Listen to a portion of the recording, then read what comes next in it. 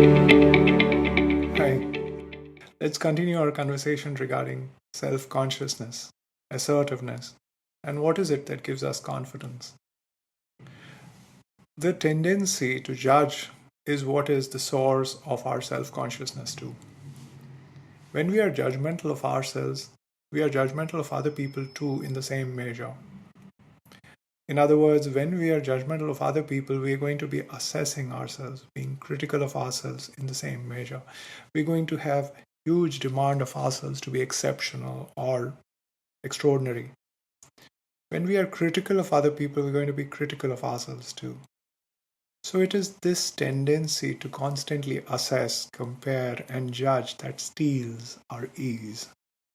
See if you can bring awareness to your tendency to measure other people, to compare other people or with you. And with the same measure, you might notice you are comparing yourself with other people. To bring spaciousness to yourself, you'll also have to bring spaciousness to other people because you'll have to forego this tendency to constantly assess, compare, calculate, measure yourself and other people. It's the same tendency which is reflected in both directions, inward towards yourself and outward when you're looking at other people. See, if you were looking at yourself, isn't it that you're constantly looking at how good am I in this aspect? How better can I be? Is there some aspect that I can change, that I need to change, improve, or alter about myself? There's nothing not desirable about improving oneself. But beyond a certain measure, it starts stealing our ease. It starts stealing our self-confidence. So see, if you are looking at yourself through the eyes of assessments, if you were to take off those spectacles and set them aside, and if you were to look at yourself without assessment, what would be the view that you would have of yourself? What would be left in your opinion of yourself if you did not assess yourself just for a moment? You can do the same work with another person. Take a moment and see that when you're observing another human being, could be your spouse, could be a friend, could be a colleague, isn't it that when you are looking at them, we have a certain spectacle, a certain measurement that we are making of them, a certain kind of assessment that we are having of them, how they speak, how they look today, or how they are doing their work. We have this constant measurement taking place. Ben Zender talks about it as the calculating self in his famous book, The Art of Possibility. So see if you can take off those glasses of assessments and look at them. What would be left in your view of them? You might discover that there is a rather new way of being which shows up in you when you look at others and yourself without assessments. That's kind of generous, is easeful, and it's easeful to you as well. So when you forego your tendency to judge, there's a greater generosity that you bring to yourself as well as to other people. Simultaneously see what you say about yourself to yourself. See if you can bring less self criticism. Reject self talk, negative self talk. See if you can watch what you say to yourself because your words create your world. Let go of this tendency to compare. Avoid the company of those who are critical of you, who are constantly pulling down your self esteem. Instead, be in the company of those who are supportive, who are generous not just to you but to others too. Let love get to you. There's an interesting measure of that. Imagine if someone was to come along and say to you, "You're awesome." Just allow the full impact of this sentence to get to you. You're awesome. Or imagine if somebody said to you, "Your last presentation was unbelievably great. It was extraordinary. You were fantastic." Now just see how easy it is for you to let the full generosity of the statements, such statements of appreciation to get to you. Do you see within yourself a rise of self-criticism which has no basis yet? That you are looking for some way of finding, "I'm not that great." If you see that there is some element of self-criticism and you're stealing generosity from yourself, then there is an opportunity for you to let love get to you. Your own love, your own appreciation, and appreciation of other people, let it get to you. If you can't be generous to yourself, other people's generosity will not get to you. So bring your own generosity to yourself. Remind yourself of your worth. Measure your own strengths. Use several kinds of assessments which are present today, Strength Finder, and so many others are there. Know of your own strengths. There could be some strengths that you know about yourself and own them fully, but there could be several others that either you're not fully aware of, or even if you're aware of them, you take them as unimportant, while others know this is truly valuable about you. Know your worth. Take on, own your value. Reflect on what is good about you. Change your own perception about yourself. Raise your self-awareness. Use affirmations to own what is great about you. Don't discount that. Don't take yourself lightly.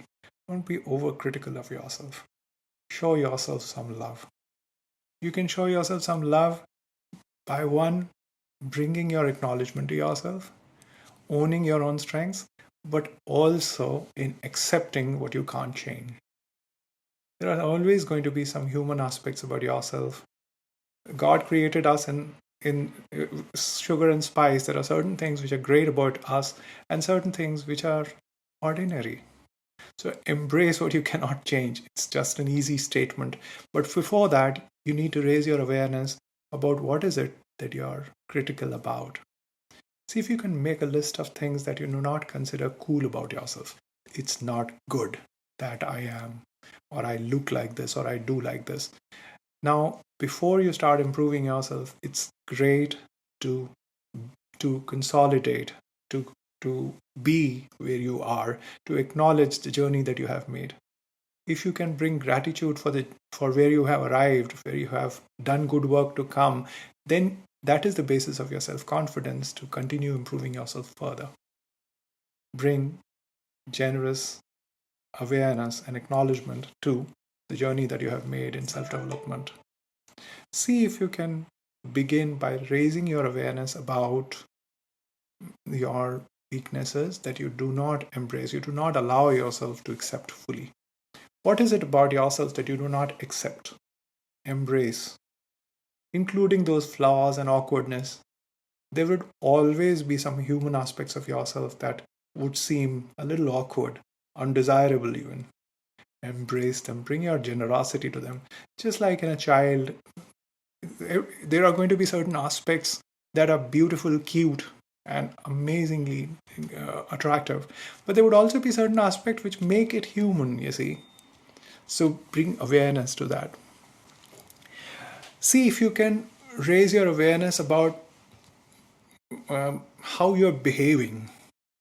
Because if you want to be confident, it's a great start if you can first begin with pretending to be confident. First, you pretend, that you tend, and finally you end up being confident. What does it mean to be confident? Or to take the behavior of confidence?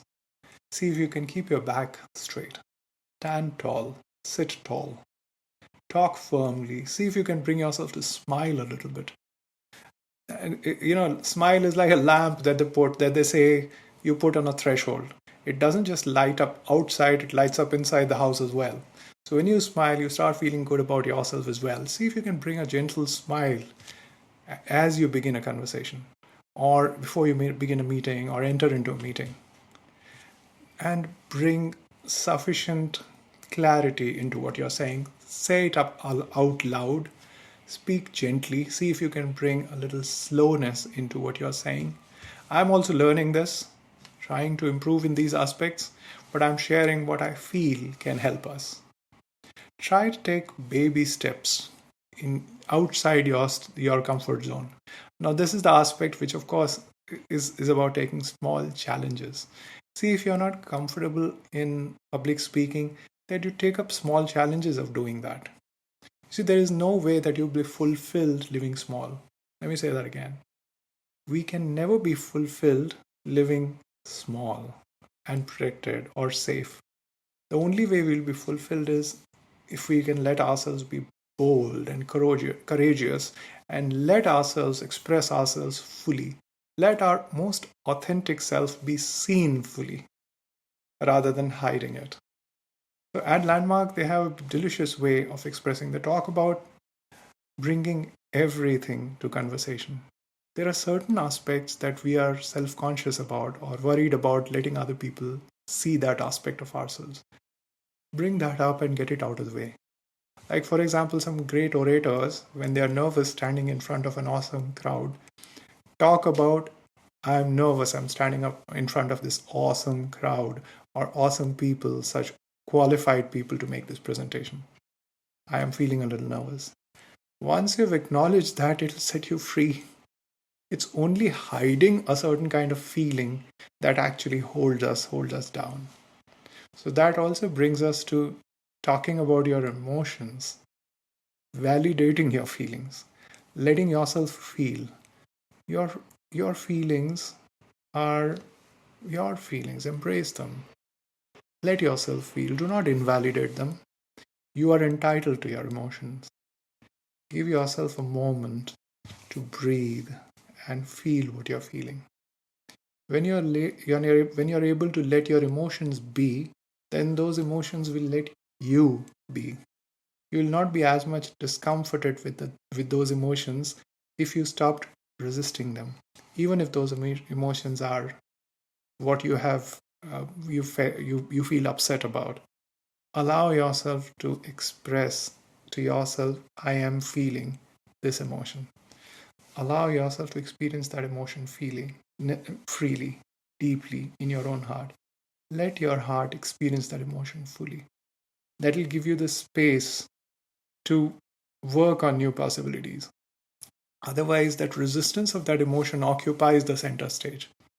Sometimes it helps to slow down and feel before you can express yourself.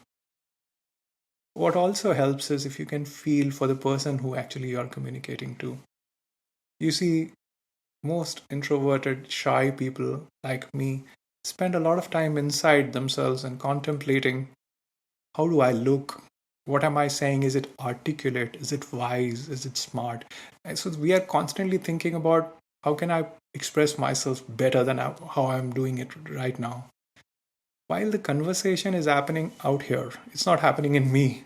So I've lost the chain of conversation while I was actually within myself. So see if you can come out of yourself. And one way to make that happen is to pay attention to the heart of the other person. What is going on as far as the other person's emotions are concerned? Look at the human aspect of that person.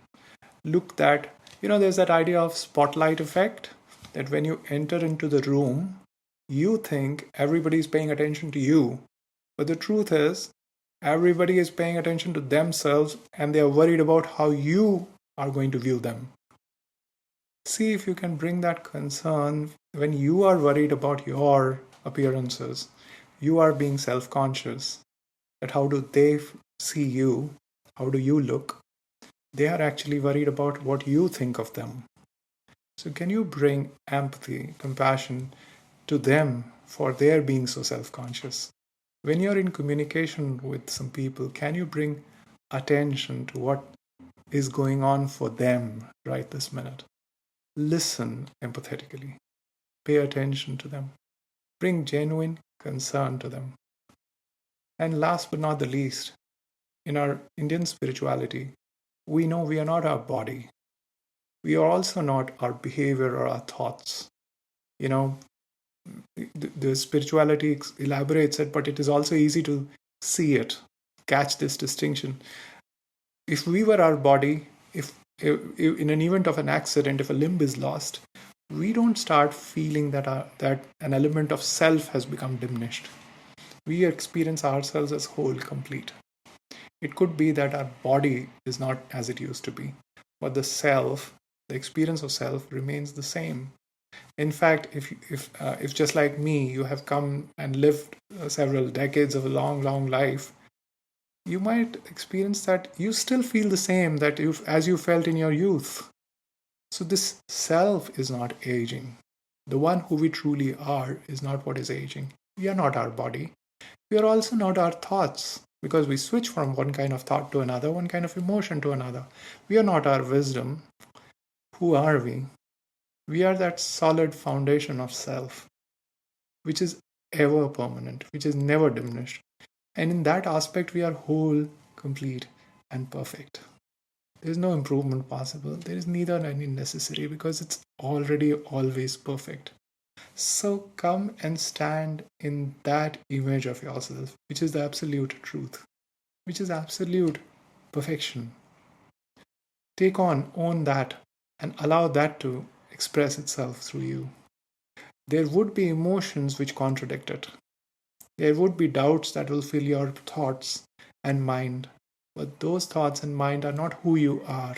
Those emotions are visiting you. Acknowledge them, feel them fully, and then express the truth of who you truly are. Let that authentic self be seen fully. Try that out. And we'll continue this conversation about saying no and assertiveness in the future. Thank you.